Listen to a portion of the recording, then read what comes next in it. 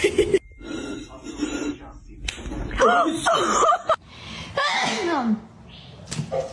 going on, man? Oh.